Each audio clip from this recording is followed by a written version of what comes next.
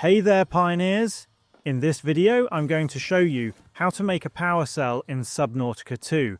The power cell can be made inside the fabricator. You can make it with two pieces of basic batteries, one strong acid and one piece of salt. Now, most of these materials in here, we have all the tutorials on how to make them, so you might want to check those in case you don't know yet. But the most important thing to get is the blueprint itself. And don't worry, I'll show you where to find it. Make your way about 80 meters away south of the life pod, as you can see here, and right behind me is a wreckage that is dangling over the edge of a drop-off. Go straight down here and you'll be able to find a fragment of a tadpole, and once you scan this, it will automatically unlock the blueprint for the power cell, even if you haven't finished the entire tadpole blueprint, so don't worry too much about it. Now, if you have all the materials, just make your way back into the habitat and make it, and that's about it on how to make a power cell in Subnautica 2.